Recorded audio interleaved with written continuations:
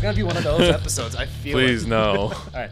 Hello, ladies and gentlemen. Welcome back to the Monoxide Podcast. I'm your host, Harris, a.k.a. Monoxide. I'm a local Minnesota photographer who talks to a lot of people about fun stuff. And I'm here with my co-host. Hey guys, I'm Sean Bryant. You may know me as the guy with the 1M or Durango Hellcat. And today we're taking you behind the scenes with Sam over at Ratified. He's gonna tell us a little bit about himself. Go ahead. Your build and your yourself. But I'm more interested in the build. My name is Sam Morain. I am 27 years old. I drive a 1992 Audi S4, fully built, makes 800 wheel horsepower, and I work at Ratified, service advisor. I don't work on cars. I just work on my own. Podcast over. Talk to you next time. No. Okay, cool. Yeah. No, so I kind of wanted to get you on this podcast because, you know, we've spent a good bit of time talking. You know, I brought my car over to Ratified. I've known Rat for, I think, a year now, year and a half. And I got to talk to you quite a bit the last time I was in for service. And I was like, be awesome to have you on the podcast. You have a lot of fun stories. That S4 is a freaking monster. I remember seeing your dyno video, and I showed it to Sean like immediately. I was like, Sean, this fucking thing just made 800 horsepower. Like, Yeah, you don't see a lot of cars from the 90s doing that. Yep. it is so unique. What year is that thing? It's a 1992. 92. So it's 31 years old. The only cars from the 90s I could think of that do ridiculous power are like Mark IV Supras. And Vipers that have been touched. No, it's usually post 2000. Yeah. I've never seen a built Gen 1 actually. I think, doesn't AJ have a built Gen That was 1, Gen Gen 2. 2? Okay, That was well, that Gen was 2. still from the 90s. Was it? I Yeah. don't know. We don't talk about that one. Semantics. Yeah, Uh, but no. So and actually, speaking of Vipers, it's only been 2 minutes, and I'm already talking about Vipers.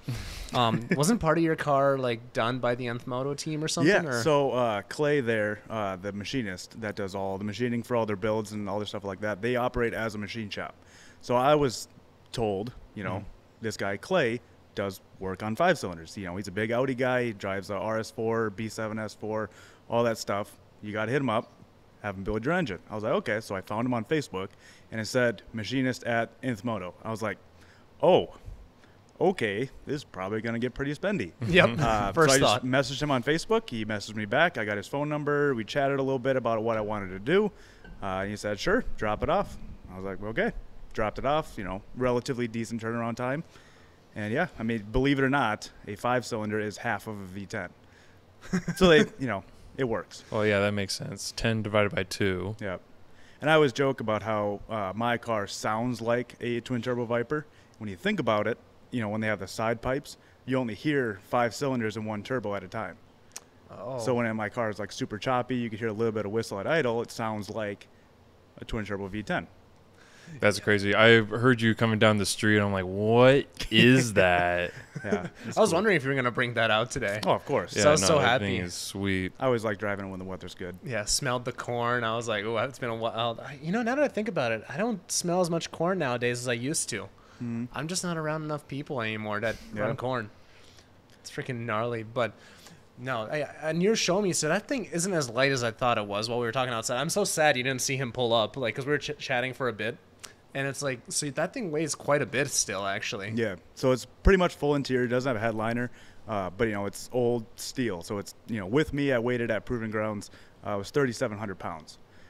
So that puts me, you know, in the caliber of like CTSVs and Hellcats and stuff like that. So I'm still heavy. Oh, I don't know about that. Hellcats are fucking heavy. Yeah, true. They're over 4,000. Yeah. But, you know, I basically built the car for Power Cruise. You know, it's a 4-door. You can have 4 people in the car, 5 people if you want. But, you know, 4 people in the car, that's what it was built for. So then, you know, I'm 4,200 pounds, 4,300 pounds. But, yeah, still just works. So how did you get to that point? When did you start building it? Or when did you Okay. get the car, I guess? So I've owned. So it's kind of funny because not a lot of people know like about this car. That's very. I would say it's pretty rare. 1992, they only made like 200 or 300 of them for the country. Yeah, I didn't even know that they had the S class or S like line back in the 90s, like, or at least that early. Yeah, That must have been like the introduction. Yeah, so yeah, 1992 was the first year. That was more so the like street class for, or like street car for like the old like Sport Quattro. So the Sport Quattro, short wheelbase, turbo 5-cylinder, relatively the same platform as mine, but they wanted to market to, you know, the luxury class. I mean, back in 1992, the MSRP was $48,000, which in today's dollars is like $82,000. Yeah. Which is like more than like a RS3 or stuff like that. It's like it competes more with like a S6 nowadays, although it's a little bit smaller. But kind of lost my train of thought. But yeah, so I've owned 5 of them, or 6 maybe. All of them except for one was purchased in Minnesota. But it's weird because like I personally have never seen another one on the road while driving mine or anything like that. Mm-hmm. So it's weird. Like it's just, you know, I mean, I know pretty much everybody in the state that has one. So, you know, you kind of in the know. So when you want to buy one, they're readily available. But yeah, I've owned 5 of them. I ended up buying one in Virginia, and it was just pretty low mile, really clean. I didn't want to daily it because it was my only car. So I traded it for a 2003 Audi RS6, the twin turbo V8 ones. Nice. But I was like not mechanically inclined at all. Like I could do spark plugs and that's about it. And then on that thing, doing plugs was not easy to me. And I was like, I don't feel comfortable owning this. So I sold it and just dailied my Sport Wagon TDI. And everyone's like, oh, well, you've always been in cars. You know, what are you going to buy next? And I was like, well, only way I would buy another fun car is if it's a black on black S4. I like the S4s over S6s of that year. They look a little bit more boxy, look more aesthetically pleasing to me. Mm-hmm. So, you know, I spoke it into existence because about a month after I said that, one popped out for sale. I missed it. And then, you know, a year and a half goes by, it's back up for sale for like $2,000 over what it was listed before, and nothing changed. And, you know, it had body damage and all that stuff. It was a basket case. But yeah, ended up buying it. I found it ended up coming up for sale. I talked him down to what he bought it for, because, you know, he sold it to me. He's a really nice guy. Still in touch with him. He's crazy to see, or for him to see what it's become today. But yeah, I didn't plan on building it to be fast. I wanted it to be like a kind of like a stance car, because I didn't really know what I was doing to make them fast. And I knew I was like, that's a lot of money. I don't want to do it. So that's where the carbon fiber wide body came in. It actually had quarter panel damage. So when I bought it, super cheap, basically there's a whole process. A lot of people just drop it off at a body shop. They do the welding, body work, and then paint it. I was like, well, if I'm doing all that, that's going to be a lot of money. I want to do the body work myself. I'm kind of thrifty and don't want to spend a ton of money on stuff I don't need to buy. So I was like, well, I want to do it all myself, but I know I can't make it perfect. So I was like, well, only way I can make it perfect is if it's like carbon fiber, because then it at least looks more exotic than, you know, just painted steel. So that's when I did carbon, you know, finally got it done with my nice, you know, 3-piece wheels and all that. I was taking it to a car show, put about 100 miles on it, and the head gasket blew. Oh, man. So I was like, okay, so, you know, I spent all this time and money making it look cool, and then, you know, it's basically down. So then I found myself in a position where I either fix it and it's stock again, or I build it. And then that's where, you know, I fell down the rabbit hole of building it. And yeah, it was here today, which again, you know, whoever is out there listening and wants to build a car, there is a slippery slope. My advice, find where you actually want to go, find one that's like unrealistic and shoot for that, because you'll find yourself spending the same money twice, buying the same thing twice. I did that. And I probably could have saved $5,000 to $6,000 building the car if I did it the way it is now first. So basically, spent the money twice. Yeah, instead of like going for any shortcuts or right. Not taking advice or, you know, going lower quality. I'm guessing. Yep, and that's where like a lot of the experiences of going to events like TX2K, half-mile events, and World Cup Finals, stuff like that. Like seeing what other people are doing that works, and then applying that to my car. So it's like a accumulation of everything that I've learned, I guess. Nice. When you initially started going, you didn't shoot for 800 right away. What was the tier process along the way? Like, what was the first, like, I guess, high power level that you did? So I was a forum kid, and I found in the forums a reputable tuner said, you know, these cars can make 600 wheel horsepower on E85 stock pistons, upgraded rods. I was like, oh, sweet, you know. I like hearing the word stock. You know, if I could keep it unmodified, I can save money. So then that's what I was going to do. I was going to make, modest 600 horsepower. I did, I started out stock piston, upgraded rod, and then I went to a half-mile event. This is when my engine was with Clay at Inth. I went to a half-mile event in Kansas. Actually, this one 2 years ago. For those that can't see, I'm wearing a Shift Sector Kansas shirt. But it was 2 or 3 years ago. And on our way back, there was a guy in Kansas that I owe a lot of the reason that my car is where it is today and sounds the way it does with the cams and all that stuff is a guy named Jeff Gerner. He lives in Kansas City. We had always known of each other online, talked on the phone a couple times. He tried to guide me in the right direction, but I messaged him when we were on our way back, and I said, hey, can I swing by? I want to see your race car. He said, yeah, sure, just make sure you have a mask. It was 2020. Yeah. So, everyone was, COVID crazy. So, yeah, swung by, and then I saw his race car, and he asked me questions about my build. I was like, I'm doing stock piston, upgraded rods. And he's like, why? I was like, save money. End was just save money. That's the only reason.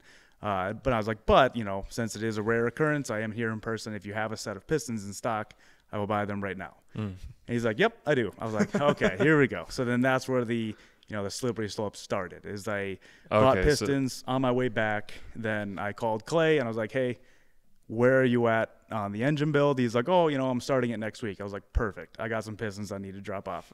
Slight change of plans. He's like, okay, sounds good. Right. So you started at 600 and then you got pushed towards 800. Yes. So that's the thing. My goal was, so it's another side tangent story. When I originally met my tuner, I asked him, what can I do to make 700? 700 was my goal. That was the end. I was like, I was told once ago, when I was 18 years old, every car over 700 horsepower, that's a small engine, has problems.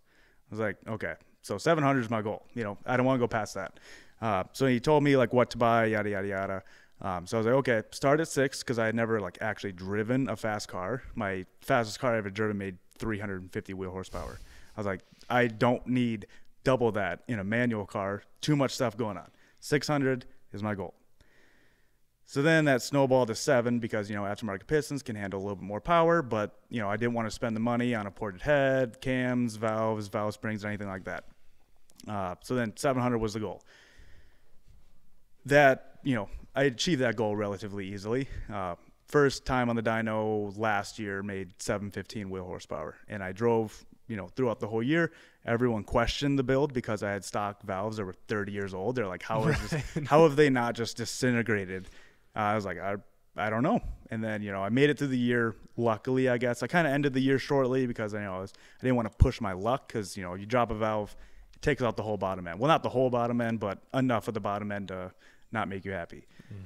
So then that's when, I sent my head back out to get ported, and that's where it is today. So that was a slippery slope. If I didn't spend the money on, redoing the head, that's, $1,000 right there to refresh a head, valve seals, deck, all that. I would have saved money there had I just shot for the end. First goal, 600. Ended up buying pistons, made 7, and then sent the head out to get ported, got 8. And it's a type of thing where, if you're familiar, I don't know the setup on your Durango, but when you get to a level and you drive it often, you get tired of it. So go to power cruise.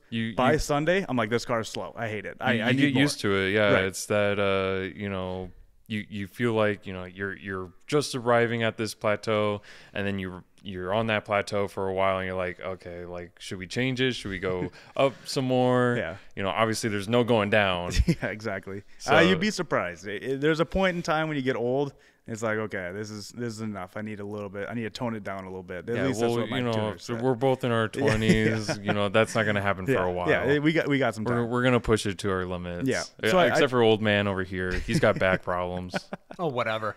Dude, it's crazy, though. There's some people that just keep getting wilder the older they get. I met a guy down in Tampa, and he had this silver Viper back in 06 or whatever, and this thing was one of the fastest things on the planet, just ridiculous, wheelie hopping Viper or whatever.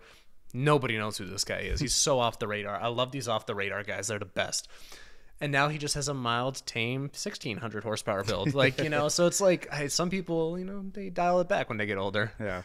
And it's fun. It's like when they say, like, you know, when you work out, or not the energy drinks, but pre-workout, you kind of give yourself a break from them. That when you go back, it's like, okay, this is crazy. You know, you build up a tolerance. So Yeah. like those weekend of like trips and events and stuff like that, like you build up a tolerance for the power. So it's like, okay, I need a bigger turbo, build the engine for more power. You're just wanting more and more and more. So I take, you know, a couple weeks off, drive the truck a little bit, you know, kind of humble myself, go back to the car. It's like, okay, Oh, this yeah. thing's I fast. love doing that, but I can do that with the Durango too. I can drive that thing just normally. Yep. And then if I'm at a stoplight and I put my foot on the brake and I start giving myself, you know, like launch control, and I take off at a light, that gives me the adrenaline. Like, oh yeah, this car kind of shake a little bit. Yeah. Like I did that yesterday. There were a couple bikers behind me and they were like pointing at my license plate. I got a new license plate. It says Drag Cat on it. Yeah. And they're like, oh, it must be a Hellcat Durango too, because I got the, you know,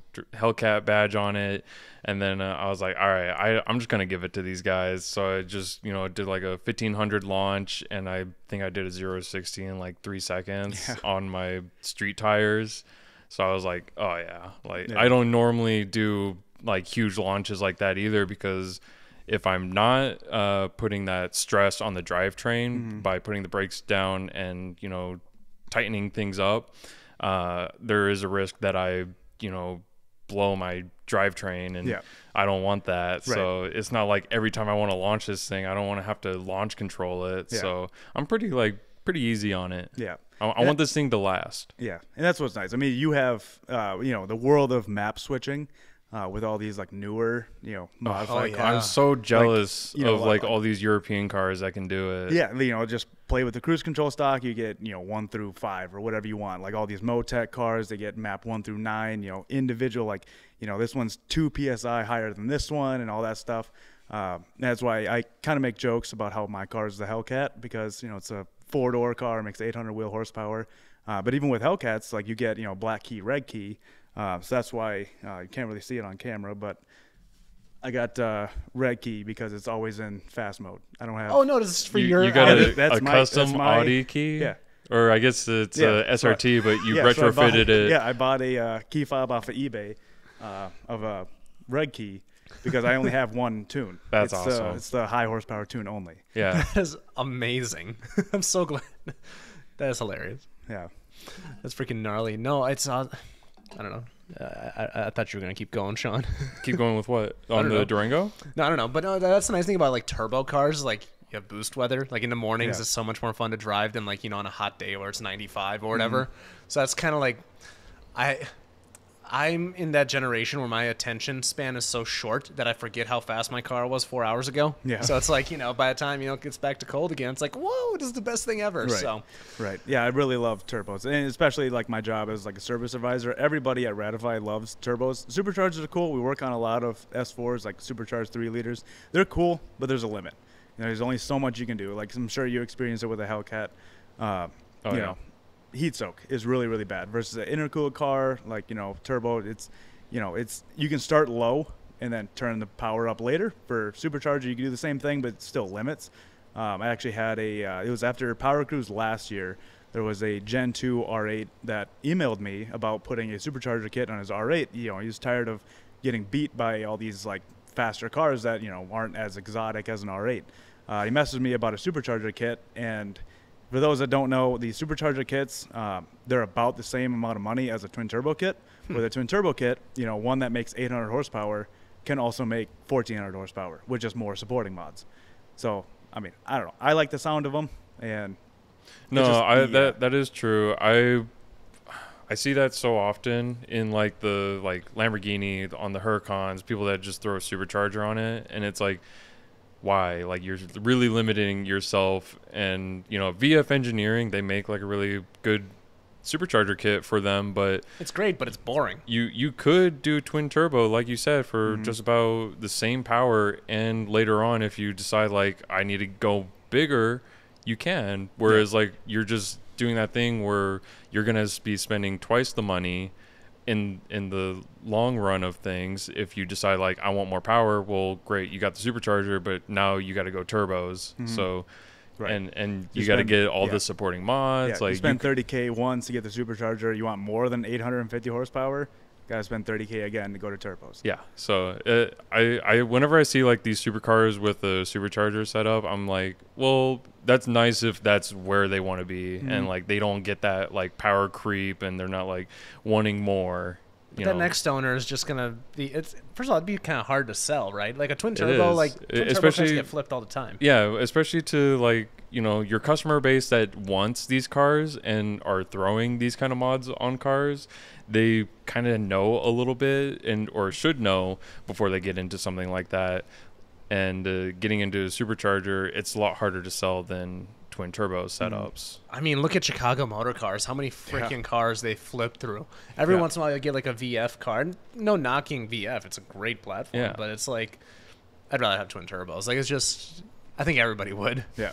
I don't know. I mean, you look at Texas 2K, the top 10, all those cars have turbos. I don't think they can even do a supercharger build on those cars for that high of horsepower. Yeah. Would they?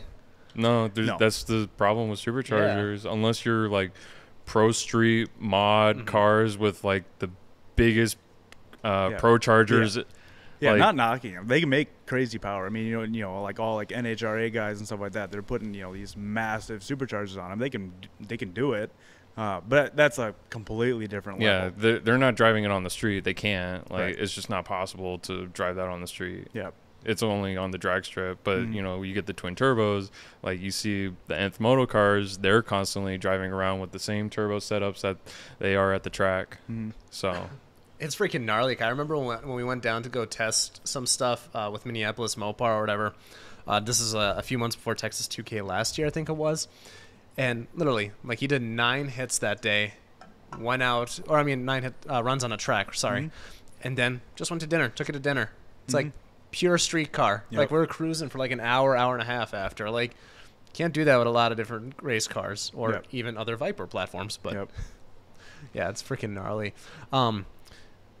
You're known for the Hellcat, by the way. Am I? At the beginning, this came back to me because like at the beginning of the podcast, like he's like, "Oh, you know me for the 1M and possibly the Hellcat." I'm like, nobody knows you for the 1M. I don't think I've ever seen the 1M. Everybody messages me about the Hellcat. I take it out about 50-50. I'm pretty generous with both of them, but I think I definitely notice this when I'm in the Durango. It gets way more looks and like it's just a bigger target. I feel like it's a big fucking target, and people just notice it way more. And I just don't know if the 1M's just too obscure or what, but it's one of those platforms where it's like if you know, you know. Yeah. Well, I guess that's the same for the Durango because I've had people go they didn't even know that they made Hellcat Durangos. But the badge is so fucking big. It's like a dinner plate on the side of it. It's ridiculous. So and it just surprises me. But yeah, a lot of people really love that Durango, and I definitely feel it's crazy. It's a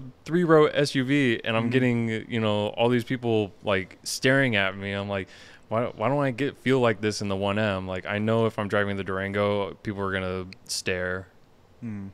What was the name of the guy that you bought the Pistons from again? His name's Jeff Gerner. So what was his car making power wise? If he's like this guru, so he has 2 cars. He has a street car and a race car. The street car, probably right around 700-ish, 750. It's a 60-millimeter turbo, like 40 pounds of boost. And his race car is actually a land speed car. So if you Google world's fastest sedan, it's a 1993 or 1994 Audi S4. It's fully guarded, 2.5 liter, massive 80. I think at the time had like an 82-millimeter turbo, something like that. Made it 1150. But he went 260 miles an hour at the Bonneville Salt Flats. So that's the fastest 4-door car in the world. No one has gone to Bonneville and gone faster than that. That's insane. 260 miles an hour in a 90s Audi tin can. Oh, yeah. I couldn't even imagine. Yeah. So he's been in the platform, I don't even know how long, but this guy has a long history of racing, like, CRX back in like the late 80s. He was, road course racing them in the early 90s. So, these cars are pretty much brand new, and he's, gutted, turned into a race car. Like, he's been racing for a while, knows his stuff. So yeah, he's kind of like the king of the old 5-cylinder stuff. He is getting old. He's 68 years old now. He still does like standing mile and standing half mile, stuff like that. I think in the standing mile, he did 228. And then the standing half, he did 191. And for reference, my 800 wheel horsepower car did 166. So he's about 25 miles an hour faster than me. And it's pretty significant. I mean, that's up with like 1,000 to 1,200 horsepower R8s. Yeah. That is freaking gnarly. Well, that's something to be said about those old guys who or he's not even that old. 68 is kind of like the new 40. But like compliments on the podcast. Yeah. What was I gonna say? No, there's a testament to these guys that have been in the scene forever. Like, if I were to go to a car show and saw him, I would have no fucking clue who he is. But then again, it comes back to if you know, you know. Like, yeah, that but guy's I'm a sure legend. if you saw his car, you'd be like, "What is this guy into? This guy's insane for driving this." Like, is crazier. That sounds crazier than most of the cars that we see at car shows. Like, it'd be like going to Cars and Caves and checking out like, you know, all these garages and then coming by his and going, this is crazy. Yeah, he's very similar. Like when you go to like Cars and Caves, the older guy that has I think he has like 3 or 4 like Porsche, like old school air cooled Porsche race cars. Oh yeah, Brett. Always working on them. Like he's very similar to that. You know, he's very hands on. You know, older but very still. You know, he's still doing it. Yeah, I hope we're like that. That's the guy I was talking 70. to last time, by the way, when you walked away. That's the guy I was talking to who races Porsches regularly. Like, he's put more miles on an 86, I think it was 86 Porsche than anybody else in Minnesota or whatever. Right. Like, he just tracks the shit out of those air-cooled cars. They're like 260 horsepower. Yeah. But they also weigh like 2,200 or whatever, something ridiculous like that. Right. And he's like, yeah, that thing it's a blast. Like, it's no traction control systems. There's just no tech in those cars. Just... I want to experience that one day just to see how scared I'd be. Because, like, some cars I can just jump in. Like the Supra I drove yesterday. I can just jump in, rip it. Yeah. But then get in a car like that, I haven't been scared driving a car yet. Let's put it that way. Yeah, I think those cars are more meant for, like, qualified drivers. You know, people who put themselves through the ring, you know. Fuck that. My biggest thing that I'm nervous for is to get into, like, a 90s or earlier manual. Because, like... There's no nannies. Yeah. Well, even like my car, like, is very, like, it has quirks. You know, you can't just get in, start it, and drive. Like, there's a starting process. It doesn't start the greatest, so you got to, you know, kind of feather the throttle a little bit, turn the ABS off, and then you're good to go. All right, so if somebody wants to steal your car, run us through the process of what is the starting process? It's nothing crazy. You just get in, start it. Yeah, like Eric's Roadster. Starts. So I don't know if you saw Eric's Roadster that he just got back, the 67 Datsun. I think I saw on social. I saw it out last night, Yeah, on, that's right, Instagram stuff. Freaking his start button, like, or whatever, like, he has, like, a sequence that he has to do. Like, he has, like, the ignition. It's super simple. It's just 2 steps. You just flip a switch, and then it's got push to start, and then that's it. So that's great, except if you don't know that, you're going to be fucking fiddling around with it for a half hour, and by then the cops are there. He doesn't need anybody to know that. Only he needs to know that. Yeah. And the several hundred listeners are going to listen to this too. No, because I didn't say what switch to flip. There's 4 fucking switches. You just flip figure them it all out. on. Yeah. They all need to be at a certain sequence. I freaking love it. So then, okay, are you a power junkie now? You don't care about the Stancy boy stuff anymore? Yeah. Or do you respect it? That's the thing. Like, I'm not so much power where, like, you know, I'm big into, like, sloppy mechanics or anything like that. I like clean. So if it looks like it's a show car but it's fast, I enjoy that. Like, I like stuff that's executed well. Yeah, best of both worlds. Yeah, so, like, I mean, every event I go to, I, like, you know, walk around. It's like, oh, I like how this person did this. It was really clean, like, super tidy, all that. I kind of want to, like, replicate that on my build. Like, I don't like, you know, Junkyard LS, big turbo. Yeah, it works, but, like, I like everywhere. it to look clean. You know, just I like a rat's nest of wires. Yeah. Yeah, I know. Yeah, I have had my fair share of wiring problems, and I know that, like, it may work now, but something is going to happen later, and you're going to be chasing it. Versus a car that's done well, it just works. You know, you get in, it works. You don't have to worry about it not starting one day or breaking down on the side of the freeway. So I care more about. I mean, if I used to be like, you know, like slam coilovers, nice wheels, it's cool to look at. Let's move on. Versus there's engine bays I've seen that I've lingered around for a half hour just looking at every little intricate detail versus a car that just has wheels and coilovers. It's like, Yeah, it gets boring. Right. Like, it's cool, like, as a whole, like going to like Gatlinburg or Slammed Enough or whatever, just like walk around and see. It's like, yeah, it's cool. And, you know, he's bought $6,000 wheels, nice coilovers, tint, cool. Then you move on. It's cool to like walk through those events, but like you don't want to just sit on a car and just stare at it for however long. That's valid. Yeah. Cause like, even like last week at Buck Hill, like there was this guy had like a 2J build, and it's just like it's an incredible engine bay, and like the car was still showy, looked amazing. But I spent more time just looking around in there. I'm like, this is a really clean engine bay. Like, yeah, that's a good point. Like shows, like again, Slammed Enough, you just kind of, it's the collective that you care more about rather than the individual cars. Like I saw some of the cars that were, what was the one that was last weekend? Was it Slammed Enough? I think it was Slammed Enough, yeah. And I saw some of the posts. So I'm like, oh, that's cool. Next story. Like I don't care. Like I didn't stop, zoom in. I don't give a fuck. I see that's a wide body with a wrap, whatever. Yeah. So like, yeah, that's the type of show that you can go, like you can look at pictures and like you went to the show. That's it. There's nothing you need to see. I've seen like pictures of engine bays and stuff. Like there's, I don't know if you've seen I think it's the Evo 8 or Evo 9 wagon here. Oh, there's one here? Yeah. So it was, I think it was not a giveaway car, but it was recently sold. Guy bought it here. Makes like 950 horsepower, dog box, hood dump. Like it's very well done. Like it's the type of thing where you stare at the picture for half hour, 20 minutes, just wishing you were there to see it in person. But yeah, you'll have to, I don't know. He goes out to a few local events, but yeah, you'll have to see it sometime. It's very, very, very well done. When did it come here? Any idea? I want to say May, right around there. So it's been here for a few months. I've only ever seen pictures of it at like 3 or 4 shows though.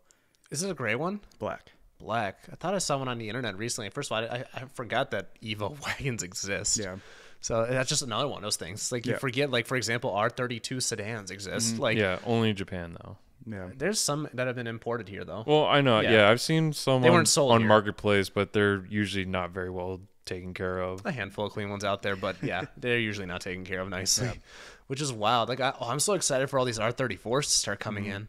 Like I just see like rich dudes on my Instagram being like, all right, this is coming this year. It's like, what the fuck? I didn't even know you had that. Yeah. They just bought it for cheap and we're just waiting. But Yep.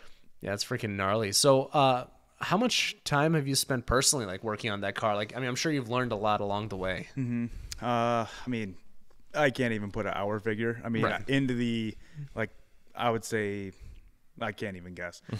But it's a lot. I'm always wanting to like change things. Like I said, you know, I'm trying my hardest to, you know, when I go to events and stuff like that and I get bored with a car, I don't try to just reach for more power. I try to change some little thing. Like, you know, like I've had it since, you know, I've had this thing done on the car since I started. How can I change it to make myself like it more or prevent a future problem or something like that? But yeah, I mean, it's hard because, I mean, it's just a few hours every weekend.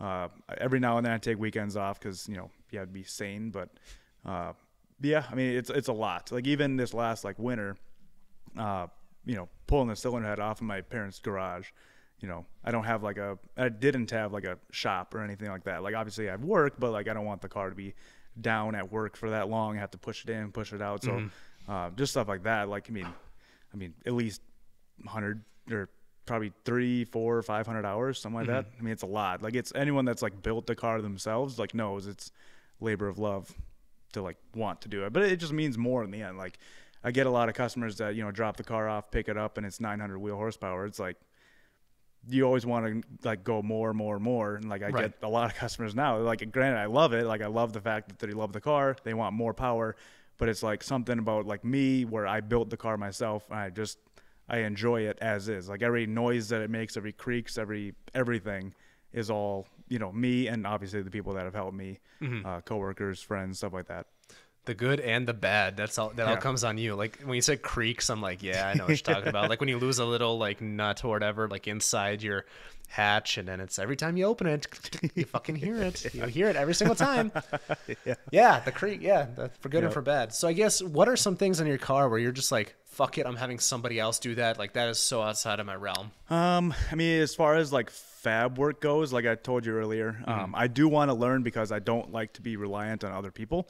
But all the fab work when it comes to majority of like the intercooler piping, exhaust manifold, full exhaust on my car was done by my coworker Blake, like I told you.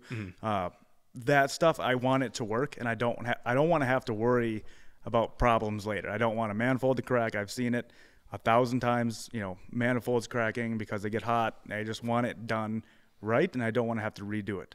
I had a problem where, you know, anyone that knows the car all last year, I had silicone couplers on every single like connection, you know, on the intercooler, throttle body, turbo.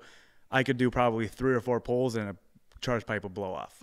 So I hated that. So that was one of the winter project things that we did was switching over to Vibrant HD, so I don't have to worry about couplers popping off. But always in the back of my head, it's like last year the car was great, and then, you know, every 3 or 4 pulls I'd have a coupler pop off.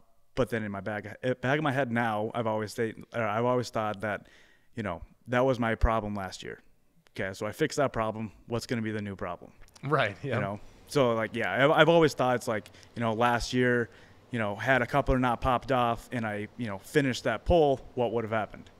You know, but that's where I'm at. Again, I'm not even a fraction of the power that you are, but like, for example, last year I was leaking oil, fixed that. Then, actually, no, before that is when I had like a hose blow off and coolant, like just dropped coolant, stuck in the middle of the road. Yep.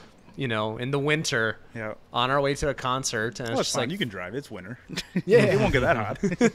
No, it was ridiculous. And it just like, oh, stop now. So I would have to like drive it 30 seconds just to get like to a decent spot to stop. It was sketchy what I was doing. I was just like, fuck it if the motor blows.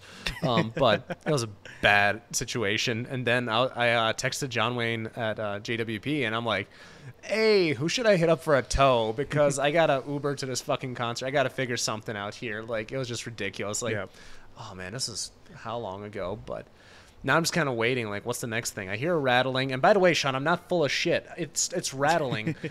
Is it getting worse? It gets worse, and then it's gone. I can't figure out what. Like, for the first like 10 minutes of driving my car, just this weird rattling, and it all started after I fucking went. I'm convinced I was airborne. You probably did go airborne. You probably got like maybe a couple inches off the ground. Off the ground is airborne. Yeah. But you came straight back down. Fucking slammed. So I was over here on like Flying Cloud or whatever, headed to that Summer Nights event at Chanhassen or whatever. Fucking, I'm ripping it. You know, twice the limit. Nothing. Nothing crazy. And then I hit this bump or whatever that's never been there before. I've been on this road a million times. What road was this? So I can write it down, not to go down it. You know, like when you cross the 101 bridge and then there's the roundabouts, then you take a right into like the forest area. Yep. Yeah, over there. Again, no issue, but I think I was a little too far right or something, and I must have hit a pothole or something. But either way, all I remember is I was looking straight, and then I'm looking slightly left. That's why, like, and then just a whack off the ground. And then when I started driving home after the event, because like I was playing with music, I'm like, whatever. But I was driving real. I don't know if you remember this, Sean. He's used to me driving like a lunatic. I was driving slow the rest of the day. I was just like, all right, that was scary. Like. It was one of those moments where you had to like re-examine everything that you've done up to that point. I started thinking like, oh shit, I really should work on this driving habit of mine. Right. Yeah, I was right behind you too in the 1M, and I was like keeping up with you, and then I was still giving you distance just because I don't like to ride your ass like you like to do with other people. I don't ride anybody's ass. Oh really? You didn't ride the ass of a GT 500? The rallies are a different story. Yeah, it's a different story. So here's very few people know this story, and they're gonna think I'm full of shit. So I'll start with that. So we did a 7 or 8 people like mini rally last year, right? We called it the Lumberjack Rally. It was hilarious. One of my ralliers put it on because I canceled my my North event when I shut down Whiplash. So we did this, and we had Mark's 1,000-wheel Mustang. Dan's, I want to say it was 700 wheel, whatever. Yeah, 7. Fun fact, he had some issues with that car. I'll tell you that off air. Side note, if anybody has suggestions on cars within a certain price range, DM me. But anyways, I was following a GT 500, and because I don't drive with like music or whatever, nothing on events like this. And every time he would downshift once, I would downshift twice. So like, obviously, this thing would just blow the doors off me in the straights, but I was on his ass so hard in the corners. Like, I was literally scraping because I would take corners so hard and so fast. I was very proud of my for reference, my driving, I would hit bumps at 120 allegedly, and my fucking wipers would turn on. Like I was cooking on this. I got some high praise on that event from Mark because Mark does a lot of track days and whatever. But anywho, how do we get into that story? Oh yeah, I ride people's asses. Yeah. Well, I was gonna say I was right behind you, and when I saw you take that air, I immediately got on the brakes. I was like, I don't want to do that. Dude, it looked sketch, dude. And that's when I had almost bald tires. One of the guys on the mini rally, you remember Chase? He was on fucking cords. Oh, yeah. We're like 3 hours away from anybody's house. Like, it's like, oh, man, whatever.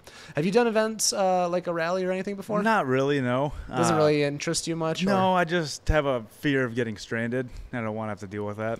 Yeah, it's kind of scary in modded cars, heavily modded cars. Yes. That's for sure. Do not rally with modded cars. Carissa, who was one of our volunteers and regular ralliers, she makes a point of this. Like, first of all, you never want to rally on corn because there's no fucking corn anywhere. Even locally, like I know Katie got stuck. It's hard. Yeah, like she was up north or whatever, and she's just, was having to deal with that. It was just a catastrophe. She made it work, but that's also because it was a short rally. But yeah, no. Well, even fucking Dan, what is it? 2 years in a row, he had to fix his. What was he fixing? It was a wheel hub. Yeah. Oh, jeez. Dude, that dude's done more parking lot fixes on her rally than anybody else, and I know he's listening to this, so he's just laughing to himself. But yeah, that's the last thing I want to do. Yeah, there's a lot of pictures and evidence to prove it. You remember the Niagara Falls rally? He literally opened his trunk. He's like, I got every fucking tool I need. Yeah, and extra parts. I mean, that is one thing that you should plan on bringing on a rally is like, if something might go wrong, it's just good to have that with you. Like a spare gas can is always nice, and bringing like a small mechanics bag so you can like if there like a coupler comes off, you can put it back on. You don't have to tell them this. You probably take all this to you for racing events, don't you? Yeah. Well, see that's the thing. It's kind of a completely different mindset because I've seen 1320. They always do it like.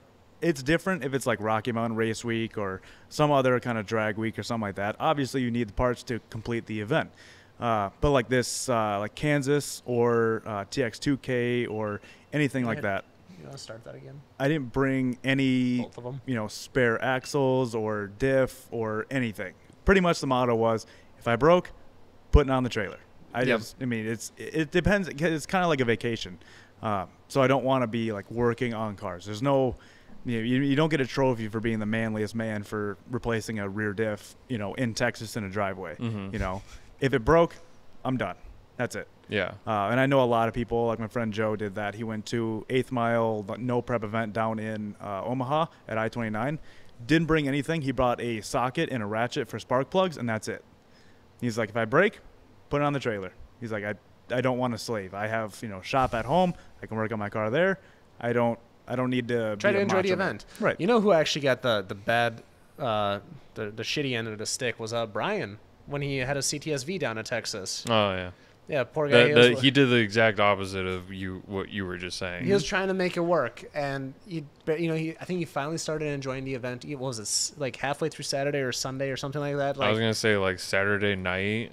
Yeah, when it was like there's just no way. When we went to the Eurocharge down there. Yeah, that's right. Yeah, I think we saw him down there at one of those events. Because otherwise, he was like trying his damnest every night. He was trying to get that freaking car working, and then when he came back up here, I think he sent it off or whatever. But yeah, that's a pass. Yeah.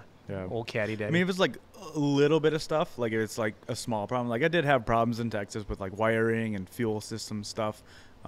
You're so close, try to make it work and try to fix it, try to find the little problem just so you can, car works and runs and drives. You're just trying to make it a little bit more enjoyable. But yeah, if anything like big mechanically broke, I'm not doing it. There's no point. Yeah. Like I said, at the end of the day, I'm an advisor. I don't work on cars. I work on my own, but not at, not in the driveway. I'm not going to get that dirty. I'm going to get, everything in place to do it right.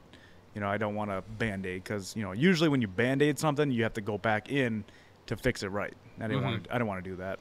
Yeah, the Band-Aid cost me an extra $400 on the GTI. I should have just brought it to Rat right away. But yeah, no. Yeah, he forever earned my business when he fixed my GTI up. And then you further like again, I love working with you because you're just a straight shooter. It's like, what do you want? I want this. All right, here's your options. Yeah. You know, so. And I don't know, some people view that as aggressive. Like I get a lot of people don't like me because, you know, like I said, like you said, straight shooter, tell it how it is. Not a lot of people like to know the truth. But, you know, end of the day, I'd rather not tiptoe around the problem. I remember looking at my sheet or whatever, and I was talking to you or whatever, like, you know, the suggested things to fix, and I was just like, Jesus fucking Christ. Yeah, we nitpick. It also, like, you can look at it two ways. Like, you can look at it as, like, shop, you know, just trying to make money. You know, you can look at it that way. Or you can look at it as, hey, I want to tell you everything wrong with the car. If it's, you know, urgent, we'll tell you. Yeah. If it's not, you know, you can hold off. But it's like, I don't want you being, like, surprised to be like, oh, you know, I wish I'd known about this. You know, so that's what I do like how you operate in that regard, because I remember, like, I think we even talked through some stuff on the phone, again, with all the things I needed to get done for the GTI. And it's like, all right, this isn't really urgent. I'm like, all right, cool, next paycheck, you know, that sort of situation. Yep. And now it's like, I got a number of things on my radar, just waiting for things to fucking fail.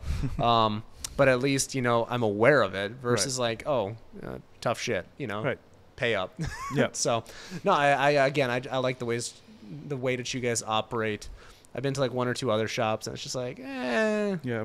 We tried. I mean, at the end of the day, like, we're all car guys. We all work on our own cars. We all have fun cars, race cars, whatever. We're just like the customer. I've said that like 100 times to new people that come in. We're like, you know, get the question, what sets you guys apart?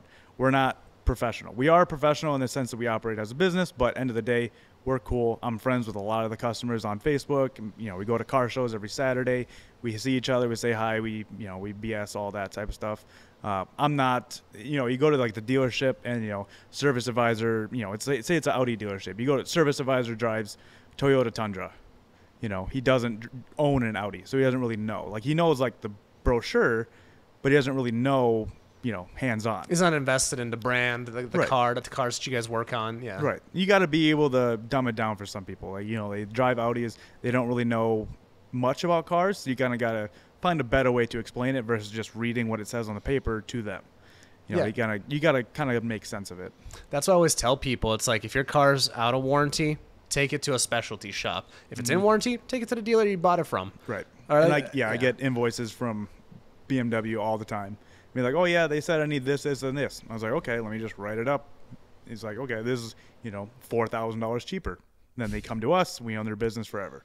Yeah. Yep. And that's why I just love specialty shops. That's one of the things that I've noticed in the car community in the last 3 or 4 years. Like, once I started like getting to meet business owners and just people who work at shops, it's like, whoa, this is really sweet. Like, that's where I love supporting local business. You know, sometimes not so much. I don't care. I want to go to fucking Amazon.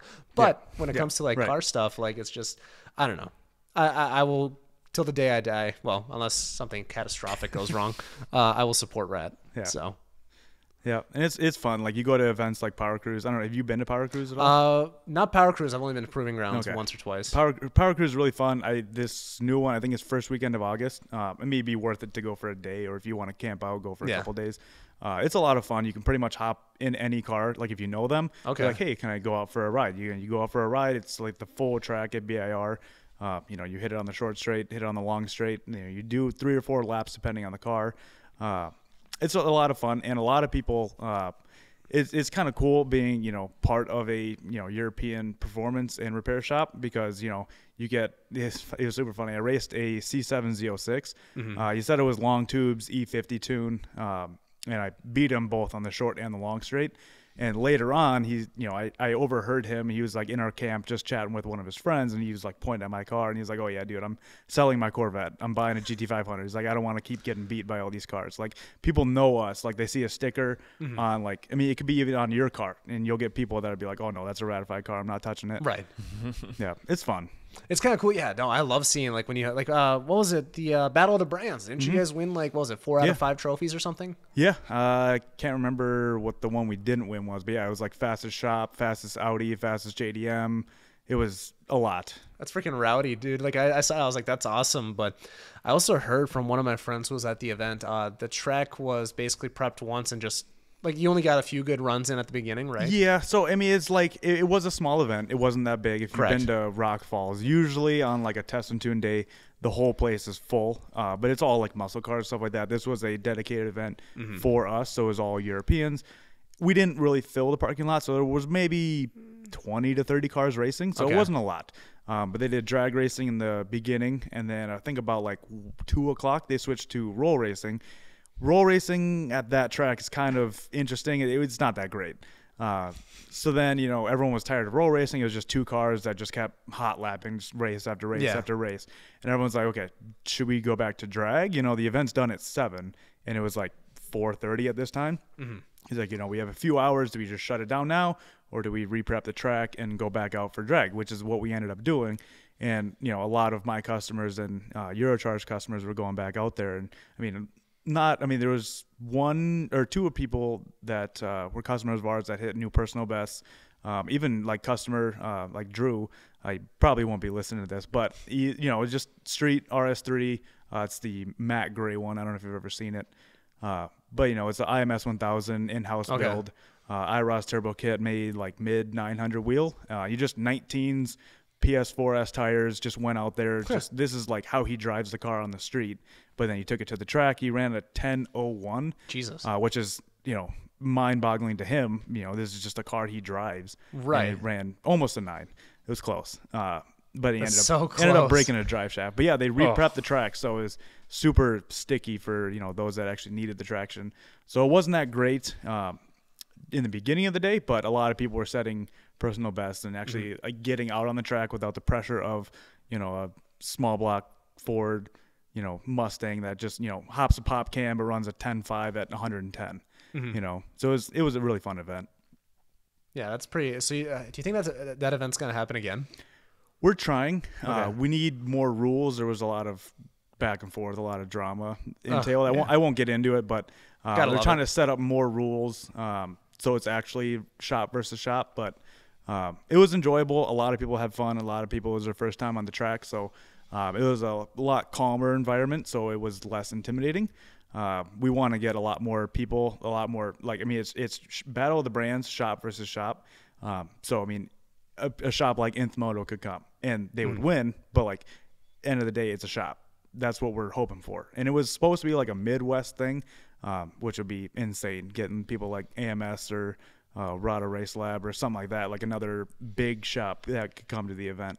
But yeah, we're hoping for a fall event when it's a little bit colder. It was about 80, 85 degrees, so it was pretty hot.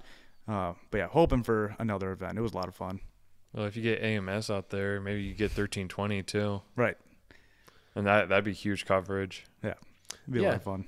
Do we have any big Midwestern event anymore? We used to have Meet in the Middle, but not anymore. That's a fun story. Yeah, we won't get into that. Yeah, probably not. But yeah, not really. There's like Streetcar Takeover in Kansas, and that's about it. Which I-29, like Ice Cream Cruise, it's not really an event. They have like 8th Mile drag racing and roll racing and a car show, but that's about it. There's really not a lot of big tracks here anymore. Yeah. Otherwise, like kind of Power Cruise. That's our big event up here. Yeah. And then, which is like surprisingly it's a small event. Like it feels like it's a small event because it's Minnesota. Minnesota's not really known for much, but it's the only other Power Cruise is in Australia. Mm-hmm. So it's like we're the only one in the United States. Right. It's like the event, and not a lot of people come to it. Yeah, and Power Cruise is very well known. I feel like because of 1320, they do a lot of coverage, so it is very well known in the car community. So when they hear like, oh, Minnesota has Power Cruise, maybe we head up there. Do you see a lot of people from out of state? You get a lot of North Dakota, South Dakota, a few Iowa and Wisconsin, but that's about it. It's just Midwest. Oh, okay. So it's not like Texas 2K where you got everybody coming from Florida, California, New York, like all walks of life. That's such a gnarly event. Texas 2K and Florida 2K, and again, some of those other big ones like Shift Sector. Those are such a different breed of event. I will say, I don't know if you guys have gone to this before. If nobody's been to TX2K before, it is a great display of money. World Cup Finals in Maryland is a great display of skill and talent. Okay. So I would say World Cup Finals is a way more fun event to go to as a person that likes cars and likes walking the pits and seeing people. Because like TX2K, you see a lot of GTRs, you see a lot of Lamborghinis, R8s, stuff like that. You don't really see them working on cars. Unless you saw ETS, pulling the engine on Giddy's car because timing chain snapped or something like that. So, replacing a billet engine with a billet engine, like that's super cool to see. But you get that at World Cup Finals in every single camp. Huh. There were, pulling billet 4G63s, billet B18s, stuff like that. Everywhere. And, so it's like you mentioned, TX2K, there's people from every single state that come to one event. World Cup Finals, there was, I think, 13 or 14 different countries there. So there's people shipping cars on, containers for this event. Very heavy Dominican, Puerto Rican presence. Listen to Bad Bunny in the stands, like Puerto Rican people dancing, eating food, drinking beer. It was a very, very good time. What time of year is that event? I think it's November 1st is the first day. It's all right, hopefully I'm employed. I'm Tuesday going. or Wednesday. Yeah, it's a lot of fun. Yeah, I've never even heard of this event. Yeah, it sounds I've like heard a lot of it, fun. but I was thinking about the GTR World Cup or whatever. Isn't there like one that's just Yeah, GTRs I think only? it's DCT World Cup now. So That's you what it is. get like TTRSs, RS3s, some BMWs, and then GTRs. So this is a different event than that. Yeah. Okay. This is huge. I would say it's a lot bigger than TX2K in the terms of like attendance.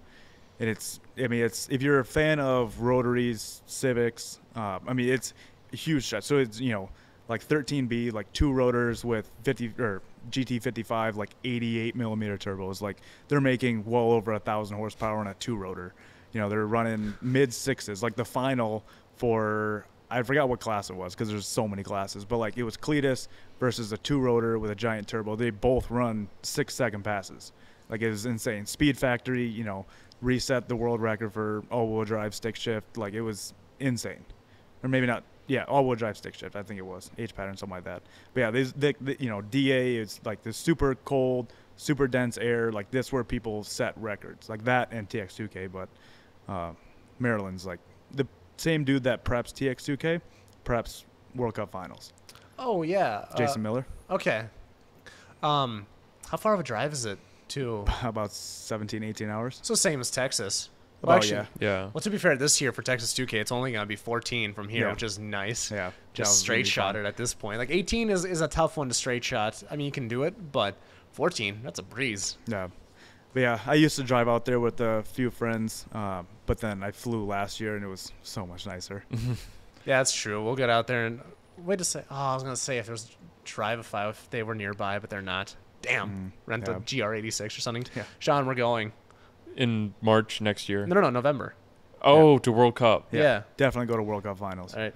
What state? Maryland. Maryland. East Okay. Coast. I've always wanted to go East that's, Coast. That's that really tiny Yeah. state. Yeah. Yep. I want to meet some people from Maryland too, like the guy who has the Sal with the green Viper, and then he also has the black one from Nth Moto. Yeah, Yep. you've seen the cars. Yep. Yeah, I'd love to meet him out there because Yep. that's his territory. Yeah, like he I'm just goes- trying to meet people everywhere around the country. Right. Yeah. So It was a lot of fun. It's very enjoyable. I mean, it's fun. I mean, the event is World Cup Finals import versus domestic. There's there's big block Mopars, big block Chevys, LS, Coyotes. Like it's all there. If you like cars, you will have fun at that event. that's our next event, Sean. Yeah, it is. If you get employed, we'll go. I hope so by November. Jesus. All right, that's freaking gnarly. Okay, well, I'm running out of steam here, but I do want to ask you, or Sean, ask him the regular question. All right, yeah. So I totally forgot that we do this part. Just been so entranced with everything that you've been saying. It's been awesome. Yeah, talking to I you. gotta say that that's why I wanted to have you on the podcast. You're so great at talking. Like that's one of the things that differentiates from a good podcast to an amazing one is how good of a conversation we can have with our guests. So hats off to you on that regard. But it was a knock all throughout the jobs that I've had growing up from when I was 16 to now is I talk too much. But now that I have a job where it's a good thing that I talk too much, it's a good trait to have. yeah. You don't want to tell a fish to climb a tree, So it's like, yeah, you're perfect. Exactly. Yeah. So Yeah. All right. So I don't know if you listened to the show before, but we asked our guests at the end of the show, they got to pick 3 cars. One's going to be their daily, one's going to be their track car, one's going to be their show car. You got an unlimited budget for each of these cars, and your imagination is the only thing holding you back. Okay. built and everything. When you say track car, what do you mean? Track car, like what would you take Like to drag strip or to- like wh- road whatever course? whatever your preference is. We've had people that do like track dedicated builds, people who want, straight line speed for the drag strip or road course, time attack, like anything, like Pikes Peak hill climb, if that's what you're into. So okay, I would say the daily is just going to be probably I really enjoy, I have a Escalade, 2010 Escalade. I really enjoy that, but Duramax Specialties, something like that, they make like Yukon, Yukon XLs that are Duramax swapped, so you can pull well. Oh, nice. But I would say one of those, probably, a Yukon XL that has Duramax in it. Mm-hmm. That's a cool daily. I think that might be one of the more unique dailies that we've gotten for an answer. Usually it's an Audi RS6 or something along that line. Those are fun, but if you have a track car, you got to get it there somehow. Yeah. Well, that's a separate thing. We used to actually have like a hauler option as well, like as a fourth option and something else. We're just like, all right, fuck it. That's a later problem. So right. Yeah. Then I would say track car would probably be Gen 2 R8 with a turbo kit. Okay. Some 2,000 horsepower, fun. You could drive it to the restaurant, and then you can go 200 miles an hour in the quarter. And then what was the other one? That's your show car. Show car. Probably gonna get a lot of flack being an Audi guy, but probably like a G80 M3 comp. Oh wow. Yeah. Yes. And they just look good. We had a customer that came in. He had a blue one. We put lowering springs on it, and it just looks so good. Oh yeah. He had like the carbon front grille, like the CSL grill. It was like carbon fiber. It was had every carbon fiber accent you could possibly think of. The CSL grill definitely makes that car look so much better. It just looks so good. I'm so glad you said that car, by the way, because again, if I get to a certain point in life, that is one of the cars that I want. Because like the BMW platform right now, they're just crushing it in tunability. Right. The B58, S58 is just insane. I will be the first person on the wait list, and I've said this multiple times, if they put the S58 in a Supra. Mm-hmm. I don't know if it's going to happen. I hope Supposedly it is. The what is it? The GR Supra MN or something like that. I don't know what it stands for. Yeah, GREM. Yeah. Yeah, we'll see if that happens. I don't really care if it's a manual or the automatic. I'll probably take the automatic anyway. Hopefully it's automatic. Yeah, automatics are faster. End of the day, it is. I don't know. I mean, don't get me wrong. I love manuals, and this is always going to spark a debate. And I'm pissing somebody off right now, but like, I don't know.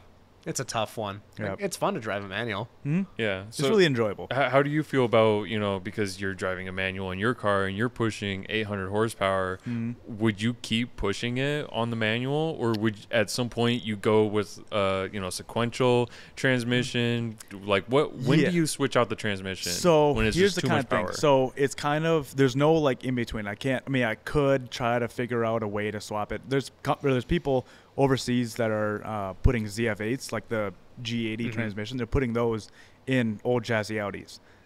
It's insane, the billet adapter plate and all that. You can make it work. But they do make dog boxes for my car. I think it's about $6,500 with the proper shifter. It's about an extra $2,000. So you're looking at, $8,500, almost $9,000. When you factor in a clutch, 10. So it's, to get to the next step is a lot of money. Oh, yeah. So I'm kind of happy where I am right now. That being said, I did that shift sector event like 3 weeks ago or 4 weeks ago. People asked how'd it go. I didn't have any problems, so I had a fun time. Like you're saying, would you go more? How do you like the manual? All that. I love it because I haven't broken a transmission.